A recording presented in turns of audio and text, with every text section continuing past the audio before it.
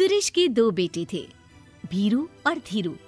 वो अपनी आखिरी वक्त में अपने बिस्तर पर था और उसके दोनों बेटे उसके पास आंखों में आंसू लिए बैठे थे। पिताजी, आप चिंता मत कीजिए, मैं और धीरू है ना, हम आपको कुछ नहीं होने देंगे। हाँ पिताजी, आप बस आराम कीजिए, डॉक्टर अभी आता ही होगा। मेरे बच्चों, मेरा अंतिम समय आ गया है। तुम दोनों मेरी बात ध्यान से सुनो। मैंने वकील से कहकर अपनी जायदाद तुम दोनों में आधी आधी बांट दी है। मेरे जाने के बाद तुम दोनों मिलकर रहना, एक दूसरे के सुख दुख में साथ देना। तुम्हारी माँ की भी यही इच्छा थी। जी पिताजी, आप जैसा कहेंगे हम वैसा ही करेंगे। जी पिताजी, आप जैसा कहेंगे हम वैसा ही करेंगे। और सुरेश उन्हें छोड़कर चला जाता है। अरे धीरू भाई, मैं तुझसे कहना चाहता था कि मुझे व्यापार बढ़ाने के लिए कुछ रुपयों की जरूरत है। अब पिताजी के जाने के बाद हम दोनों ही एक दूसरे का सहारा है। पिता के जाने के कुछ दिनों के बाद दोनों भाइयों की जिंदगी धीरे धीरे सामान्य हो जाती है। दोनों भाई अब अपना अपना व्यापार संभाल लेते हैं। दोनों एक ही घर में तो रहते हैं, लेकिन अब उनके रिश्ते में पहले जैसी बात नहीं रहती। भीरू शुरू से ही लालची था, इसलिए सुरेश ने पहले ही उन दोनों में प्रॉपर्टी का हिस्सा बांटकर लड़ाई की गुंजाइश खत्म कर दी थी। लेकिन पिताजी के जाने के बाद भीरू का लालच बढ़ने लगा।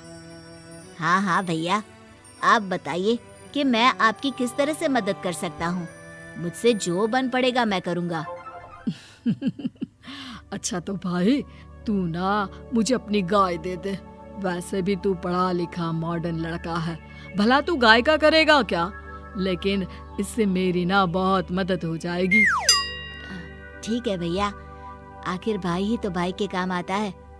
आप ले लीजिए मेरी गाय और उसे बेचकर आप उन रुपयों को अपने व्यापार में लगा लेना।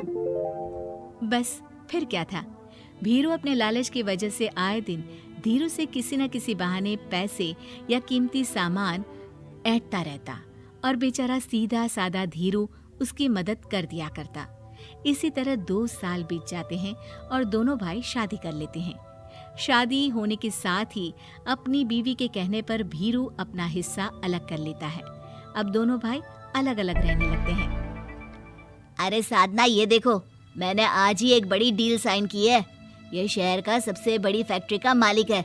इसके साथ व्यापार करके मेरे व्यापार में दिन दुनी रात चौगुनी तरक्की होगी। लेकिन इसकी बस एक ही शर्त है, अगर इसे हर हफ्ते सामान की पेमेंट नहीं दूंगा तो मुझे इसे जुर्माने के तौर पर बहुत बड़ी रकम देनी होगी। ये तो बड़ी ही चिंता की बात लगती है जी। अरे चिंता कैसी, मैंने पहले ही हिसाब लगा लिया है। मैं इसे हर हफ्ते पेमेंट भी दूंगा और एडवांस पे ऑर्डर भी, तो फिर चिंता काहे की। पास से गुजर रहा भीरू उन दोनों की सारी बातें सुन लेता है और फिर, अरे राधा, सुनती हो? उस धीरू ने आज एक बहुत बड़ी डील साइन की है। ये सुनकर ना मुझे बहुत बुरा लग रहा है। भीरू उसे सारी बात बताता है। तो ऐसे हाथ पे हाथ रख के गुस्सा करने से क्या होने वाला है? आप तो उस डील की कमजोर कड़ी जानते ही हैं, तो मारिए हथौड़ा। अगले दिन धीरू के घर में चोरी होती है और उसमें उसके वो रुपए भी चले जाते हैं जो धीरू डील के मुताबिक क्लाइंट को देने वाला था। फिर शर्त के हिसाब से धीरू को जुर्माने की रकम देने के लिए अपना घर गिरवी रखना पड़ता है और उसका व्यापार भी बंद हो जाता है। सुनिए जी, आप दिल छोटा मत कीजिए। आप कोई ऐसा बिजनेस कीजिए जिसे आप जल्दी से जमा सके और कम पैसों से भी शुरू कर सके। आप फल सब्जियों का व्यापार शुरू कीजिए। तुम ठीक कहती हो, मैं कल से ही मंडी जाकर सब जानकारी लेकर आता हूँ। उधर भीरू और राधा धीरू की बर्बादी की खुशियां मनाने में लग जाते हैं और इधर धीरू खूब मेहनत करके फिर से अपनी आर्थिक हालात पटरी पर ले आता है। लेकिन फिर एक दिन, अजी सुनती हो, तुम यहाँ पर उसके बर्बाद होने की गलतफहमी में खुश हुए जा रहे थे और तुम्हारे भाई का फल सब्जियों का व्यापार बड़ा अच्छा चल निकला है। मैं अभी बाजार में उसकी दुकान देख कर आ रही हूँ। अरे भीड़ लगी हुई थी वहां तो। तो फिर जल्दी से अपने खुराफाती दिमाग से कोई आइडिया निकालो इस मुसीबत का। आइडिया तो बहुत अच्छा है मेरे दिमाग में। अपने भाई से कह के इसके गोदाम में चूहे डलवा दूंगी, फिर देखना नजारा। राधा की चालाकी से धीरू का ये काम भी ठप हो जाता है। अब धीरू और उसकी पत्नी के लिए उधार पर जीने के अलावा कुछ नहीं बचा था। बेचारा ईमानदार धीरू अपने भाई भाभी की चालाकी की वजह से बहुत बुरे दिन काट रहा था। मैं तो बिल्कुल बर्बाद हो गया साधना। पिताजी का दिया हुआ अच्छा खासा बिजनेस संभाल रहा था, लेकिन मेरी किस्मत ने मुझे यहाँ लाकर खड़ा कर दिया। अब तो खाने के भी लाले पड़ रहे हैं। कोई नौकरी भी इतनी आसानी से नहीं मिल रही। मुझे माफ कर दो, मेरे साथ रहकर तुम्हें भी ये दिन देखने पड़ रहे हैं। देखिए जी, आप दिल छोटा मत कीजिए। भगवान कोई ना कोई रास्ता जरूर खोल देगा हमारे लिए। और मेरे दिमाग में तो एक अच्छा आइडिया आ भी गया। मैं बचपन से ही अपनी दादी, नानी और माँ को एक खास तरह का अचार बनाती देखती आई हूँ। वो अचार जितना टेस्टी होता है उतना ही उसे बनाना मुश्किल भी, लेकिन एक बार बन जाने पर वो जल्दी खराब भी नहीं होता जी। वो अचार सिर्फ हमारे ही गांव में बनता था, जिसे खरीदने के लिए दूर दूर से लोग आते थे।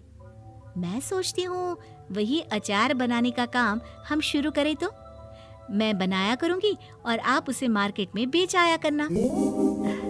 साधना, तुम्हारी बातों से मेरे मन में उम्मीद जाग उठी है, लेकिन ये सब काम शुरू करने के लिए रुपए कहाँ से आएंगे? ए जी, मेरी ये कंगन किस दिन काम आएंगी?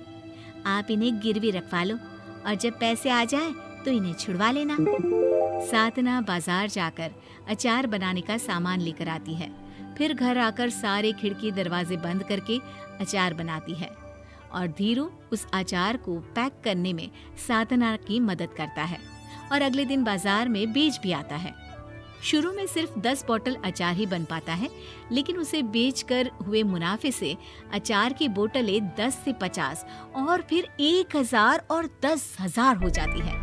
अब धीरू को अपने काम में मदद के लिए कुछ लोगों को भी काम पे रखना पड़ता है, लेकिन अचार अब भी साधना ही बनाती है और अपनी रेसिपी का सीक्रेट बनाए रखती है। अब देखते ही देखते धीरू साधना ब्रांड अचार आसपास के कई शहरों में मशहूर हो जाता है और धीरू के दिन एक बार फिर बदलते हैं। धीरू के पास अब भीरू से दुगना बड़ा घर, गाड़ी, धन, अचार की कई फैक्ट्रीज और नौकर चाकर होते हैं। धीरू की इतनी तरक्की देखकर भीरू और राधा बुरी तरह से जल भुन जाते हैं, लेकिन अब उनके खिलाफ उनकी कोई चाल कामयाब नहीं होती। सुनिए जी, मैं ना कहती थी कि आप हिम्मत रखिए, एक दिन भगवान हमारे रास्ते जरूर खोल देगा। और देखिए जी, आज हम कहाँ से कहाँ आ गए। ये सब तुम्हारे फौलाद जैसे मजबूत मन की वजह से हो पाया है साधना, वरना एक समय मैं तो हिम्मत ही हार चुका था। तुमने न सिर्फ मेरा हौसला बढ़ाया बल्कि बिजनेस में मेरा साथ भी दिया। जहाँ एक तरफ धीरू और साधना अपनी मेहनत और हौसले से बहुत तरक्की कर चुके थे, वहीं दूसरी तरफ भीरू और राधा के लालच और धोखेबाजी की वजह से वो इनकम टैक्स वालों की नजरों में आ चुके थे। भीरू के एक घर पर इनकम टैक्स वालों का छापा पड़ता है और भीरू को काला धन जमा करने के आरोप में जेल जाना पड़ता है।